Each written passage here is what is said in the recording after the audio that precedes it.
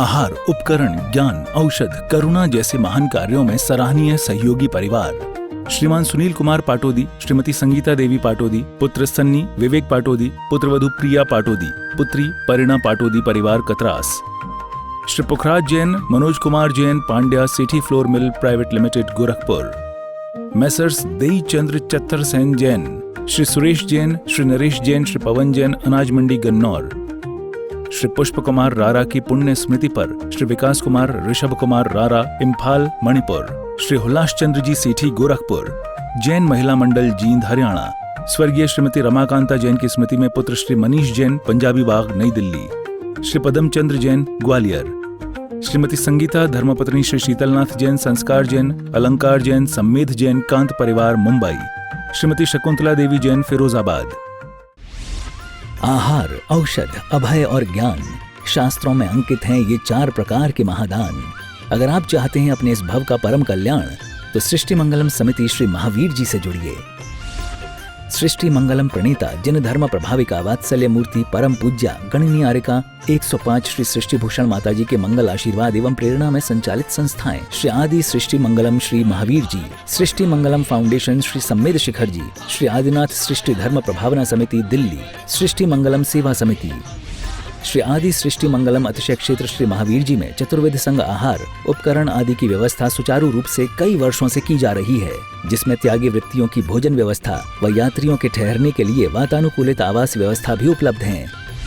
तो आप भी अपनी चंचला लक्ष्मी का सदुपयोग कर पुण्य के भागी अवश्य बने। 1 दिवसीय आहार व्यवस्था 2100 रुपए, सामान्य सदस्यता 1 वर्ष 11,000 रुपए, सामान्य सदस्यता 2 वर्ष 21,000 रुपए, सदस्यता 31,000 रुपए, विशिष्ट सदस्य 51,000 रुपए, अति विशिष्ट सदस्य 71,000 रुपए, संरक्षक 1,11,000 रुपए, शिरोमणि संरक्षक 2,11,000 रुपए। दान देने हेतु बैंक खाता विवरण निम्नवत है। खाता नाम श्री आदि Srishti Mangalam Samiti, branch Bank of Baroda Shri Mahavir ji, account number 0119010027378, IFSC BARB 0SHRIMA, PAN number AAOAS 6329R। अधिक जानकारी व रसीद प्राप्त करने हेतु संपर्क सूत्र 9376571002। पाप प्रणाली का व्योवृत्त सज्ञ ज्ञान चारित्र। आचार्य कहते हैं मैं उस धर्म को नमस्कार करता हूँ। धम्मो मंगल मुक्तिटम अहिंसा संयमो तपो, अहिंसा हो संयम और तप हो। हम अहिंसा पर ध्यान नहीं देते हैं, हम सीधे तप पर ध्यान देते हैं। आपने ध्यान दिया होगा, लोग व्रत कर लें, उपवास कर लें, एकासन कर लें, जमीन पर सो जाएं, धूप में बैठ जाएं, तो हम लोग कहते बहुत तपस्वी है। ध्यान रखना, ज़मीन पर सारे जानवर ज़मीन पर ही बैठते हैं। ये बात अलग है कि आजकल कुत्ते समझ गए कोठियों में, और कोठी वाले सड़क पर रह रहे हैं।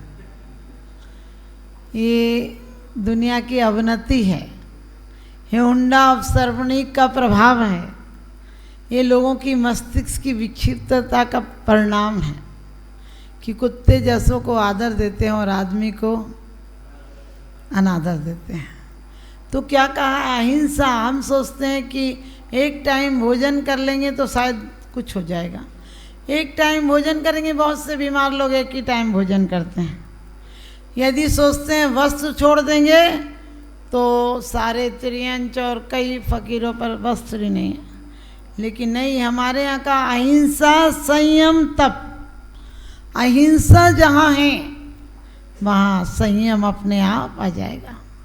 जिसके अंदर अहिंसा है, हम कभी भी कोई चीज़ हम ले लेते हैं, कमंडल भरा हो, हमें हमेशा ध्यान आता है कि कमंडल भरा है, दूसरे लोग लेकर चल रहे हैं, उससे भी तो तकलीफ हो रही है।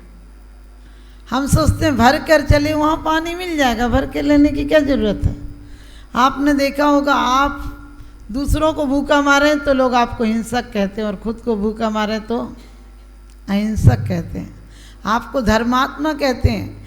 हमारे यहाँ भूखे मरने को या उपवास रखने को नहीं, उपवास रखने को मतलब अपने अंदर में वास करने को धर्म कहा है। हमारे यहाँ लंघन को धर्म नहीं कहा है। लेकिन आपने देखा होगा, हम जबरदस्ती धक्का मारकर व्रत उपवास कर रहे हैं और सोचते हैं स्वर्ग जाएंगे।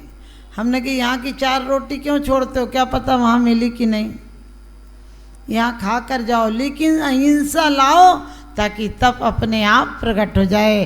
अहिंसा का बीज डालोगे तो तप की कहते हैं अंकुर आ जाएंगे, और तप के अंकुर आ जाएंगे तो जो आएगा वो संयम और मोक्ष हो जाएगा।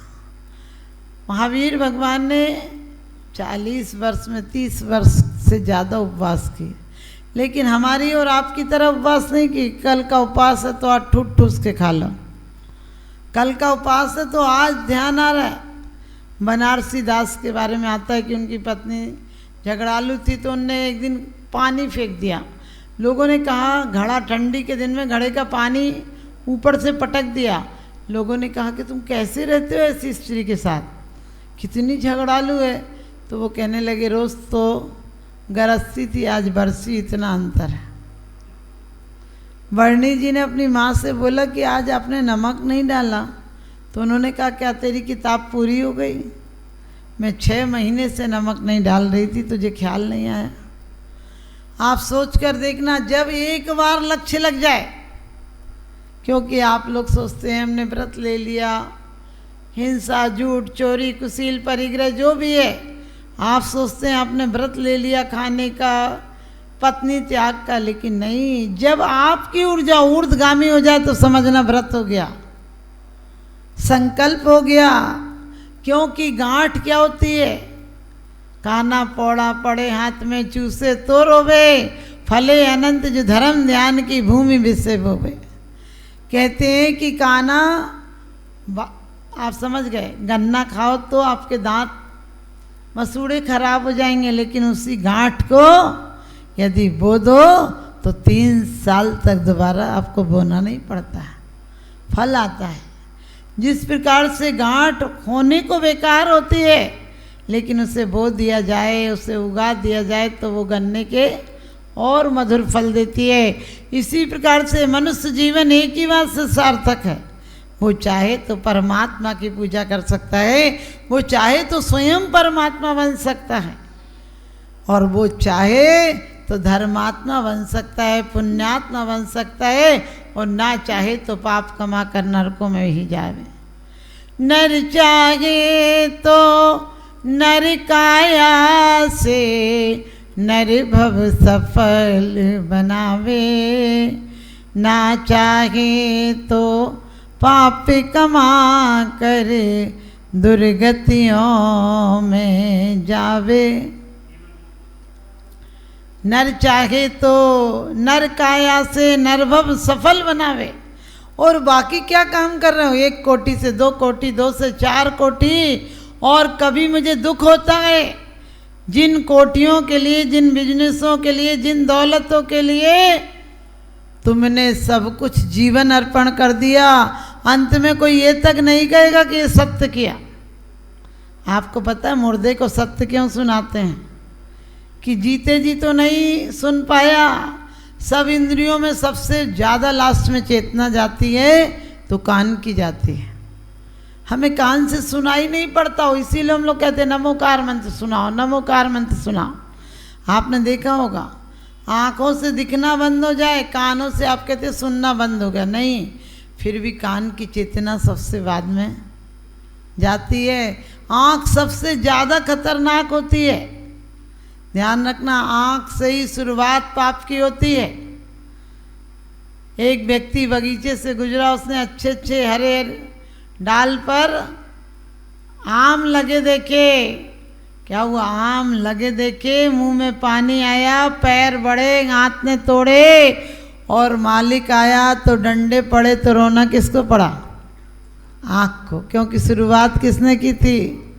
आँख ने की थी। आँख बड़ी खतरनाक है, आँख झुके तो हया बन जाती है, उठे तो बेहया बन जाती है, आ जाए तो दुख देती है, चली जाए तो दुख देती है, लड़ जाए तो दुख देती है, भिड़ जाए तो दुख देती है, लग जाए तो दुख देती है। आपको पता है, लेकिन जिनेंद्र देव पर लग जाए तो परम सुख देती है। हम क्या कहते, तुमरी नेकी सुदृष्ट थे जग उतरत गए पार, हा हा डूबो जाते हो नेक निहार निकार। हमने कहा किसी डूबते को देखना, उसकी पकड़ इतनी मजबूत होती कि अच्छे अच्छे पहलवान हार जाए। आपने देखा होगा कभी कभी नदी में डूबते व्यक्ति को पकड़ने जाओ, उसकी पकड़ इतनी तेज होती है कि आप उसे पकड़ो तो कहो आप ही डूब जाओ। हमारी पकड़ इतनी तेज हुई, हम झूठ बोलते हैं, खेवटिया तुम हो प्रभु जय जय जय। वो खेवटिया तो है, तुम बैठने की ना कसम खाए रखे। तुम तो कहते हो हाँ तुम ही खेवटिया करो काम कुछ, हमारा घर चलना चाहिए और मोक्ष मार्ग में पहुंच जाना चाहिए। और मैं किसी से ये भी नहीं कहती घर छोड़ो, घर छोड़ के क्या करोगे? पत्नी छोड़ दो तो वो और सुंदर नजर आती है, घर छोड़ दोगे तो घर और सुंदर नजर आएगा।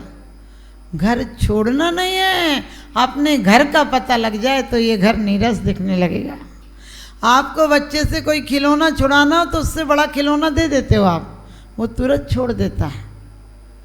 आपको कंकड़ हो आपके हाथ में और आप हीरे समझे हो, और कोई कह दे देख हीरा ये है और कंकड़ ये, इसकी पहचान ये है, क्या करोगे फिर? रखोगे कंकड़ को?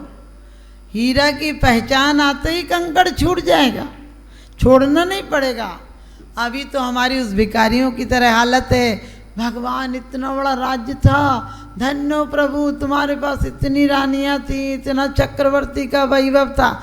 क्योंकि भिखारियों को सिर्फ कोठी नजर आती है, भूखों को सिर्फ रेस्टोरेंट और समझ गए राजघराने का भोग नजर आता है। लेकिन जिसने भोगा है उसे लगता क्या है। बुद्ध जाने लगे तो लोगों ने कहा इतनी सुंदर पत्नी, इतना प्यारा बच्चा, ऐसी राज व्यवस्थाएं सुविधाएं, तुम पागल हो छोड़ कर जा रहे हो। सारथी ने कहा जिन चीज़ों को हम तरसते रहे तुम उन्हें छोड़ कर जा रहे हो। अरे किसी को नहीं मिलती है, तुम्हें मिली है तुम भोगो। उन्होंने कहा तुमने बाहर से देखी है इसलिए सुंदर नजर आ रही थी, हमने अंदर से भी देखी कुछ नहीं। कहते हैं मत फिसलो ऊपर की सफाई पर, वर्क चांदी का चढ़ाए गोबर की मिठाई पर। आप भी ध्यान रखना, जो परिवार हमें बहुत सुंदर लगता है वो क्या है? दहकते हुए अंगारे हैं। परिवार के लोग हमें शमशान तक छोड़ जाएंगे, देग हमें अग्निदान तक साथ निभाएगी, पत्नी दहरी तक साथ निभाएगी, कौन कहाँ तक साथ जाता है। मैं किसी से नहीं कहती घर छोड़ दो, घर छोड़ोगे क्या छूटेगा? घर छोड़ने से थोड़ी कुछ छूटता है, अंतरंग में परिवर्तन आना चाहिए। लोग कहते हैं हमने दीक्षा ले ली, हमने कही दीक्षा किसका नाम है? इच्छाओं का समाप्त हो जाना दीक्षा है, मन का मर जाना दीक्षा है, मन का अपने आप ना होना, अमन हो जाना। मन क्या करता है? दौड़ता है। मन एक चीज पर नहीं टिकता है, एक गाना रोज नहीं सुन सकते हो। और ये पश्चिम की तो ऐसी बलहारी है कि हमारे सारे सिस्टम को ही खराब कर दिया। लोग कहते बहुत मनोरंजन दिए विज्ञान ने, आज दूरदर्शन दिया, हमने कहा देव दर्शन से दूर कर दिया। लोग कहते केवल लगा दी, हमने कहा हम तो केवल ज्ञान खुद प्राप्त करने की कोशिश करते थे, उसने हमें केवल ज्ञान से दूर कर दिया। आज के विज्ञान ने हमें जितना भी दिया धोखा दिया है। आज हमारे परिवार टूट गए हैं। आज लोग सोचते हमने अंग्रेजी पढ़ ली, बहुत बड़ा काम कर लिया। 1830 के पहले भारत में 1724 में आप सोच सकते कितने विश्वविद्यालय थे भारत में? 18,923 विश्वविद्यालय थे, जिसमें एक एक में कम से कम 10-10 हजार लोग विद्या अध्ययन करते थे। और कांगड़ा में तो 17,000, कांगड़ा, अमरावती, ये सब में, सोलापुर। लेकिन अंग्रेजों ने आकर हमारी संस्कृति इतिहास मिटा दिया। आज हम क्या सोच रहे हैं? सिराजुद्दौला से सिराजुद्दौला से एक अंग्रेज ने युद्ध किया, उसने नाक काट दी सिराजुद्दौला ने उस अंग्रेज की। वो वहाँ के दस्तावेजों में लिखा है कि वहाँ वो कैबिनेट में बोलता है कि भारत में बहुत ज़्यादा इन लोगों की हिम्मत होती है, भारत में इतनी ज़्यादा तकनीकी है कि मेरी नाक जोड़ दी एक दिन में उनने कहा क्या कैसे नाक जोड़ दी? तो कहने लगे उनके पास हजारों तो औजार हैं और शुद्ध लोहे के, इसका मतलब स्टील का आविष्कार हमारे भारत वालों ने किया था। फिर भी हमें ये सब नहीं पढ़ाया जाता है भारत में कि हमारे पास इतने ऐसे औजार थे। और वो कहता है कि भारत वाले तो हाथ पकड़कर और दवाई देते, चूरन सा देते हैं और ठीक हो जाते हैं। उसने मीर जाफर ने से किसी ने पूछा कि तुम्हारी नाक काटी थी तो तुम्हारी गर्दन क्यों नहीं काट दी? बोले भारत में नाक काटने को मरने से बुरा समझते हैं, इसलिए नाक काट कर मेरे हाथ में दे दी थी। हम जा रहे थे और अमरावती के पास 1 घंटा ही हुआ था, मेरी नाक कटे, खून बह रहा था। एक वैद्य ने बोला ला हम तेरी नाक जोड़ दें। भारत वाले बड़े दयालु हैं, उनने नाक जोड़ी और मेरी नाक का ऑपरेशन मैंने टाँके लगा दिए। और उसने कहा कि उनके पास हजारों औजार थे, कम से कम 500 तो क्लिपें थी उनके पास। आप समझे? विश्व पटल पर जैन धर्म की प्रभावना करने वाली ममता की साक्षात प्रतिरूप परम पूज्य गुरु माँ आर्यका रत्न 105 श्री सृष्टि भूषण माता जी, जिनकी प्रेरणा व मार्गदर्शन से अनेक पुण्य के कार्य किए जा रहे हैं। माता जी के आशीर्वाद से सिद्ध क्षेत्र, अतिशय क्षेत्र एवं महानगरों में सेवा के पुनीत कार्य भी किए जा रहे हैं। अनेक आध्यात्मिक पुण्य के कार्य, साधुओं के आहार, विहार, औषधि एवं उपकरण आदि की व्यवस्थाएं सुचारू रूप से कई वर्षों से की जा रही है। श्री महावीर जी चांदनपुर में आज एक ऐसे ही आदर्श को स्थापित करते हुए सृष्टि मंगलम नामक संस्था स्थापित है, जिसकी प्रेरणा सरल सहज बना, जिनका सदा मुस्कुराता चेहरा, प्रशस्त मुद्रा, गणनीयारिका सृष्टि भूषण माता जी की पावन प्रेरणा से यह क्षेत्र का, यह स्थान का, संस्था का निर्माण हुआ। और बहुत ही सुंदर व्यवस्था के अंतर्गत दिगंबर संत अथवा त्यागी व्रती जो इस क्षेत्र पर आगमन करते हैं। सृष्टि मंगलम भवन, मुख्य मंदिर के सामने वाली गली, श्री महावीर जी। यात्रियों के लिए वातानुकूलित कमरे उपलब्ध हैं एवं त्यागी वृत्तियों को भोजन की व्यवस्था है। संपर्क सूत्र 1 लाख से अधिक राशि देकर संरक्षण आदि पद प्राप्त कर सकते हैं। साथ ही छोटी राशि दान करके भी पुण्यार्जन कर सकते हैं। आप अपनी दान राशि दिए गए निम्नलिखित बैंक खाता विवरण में जमा करा सकते हैं। अधिक जानकारी हेतु संपर्क सूत्र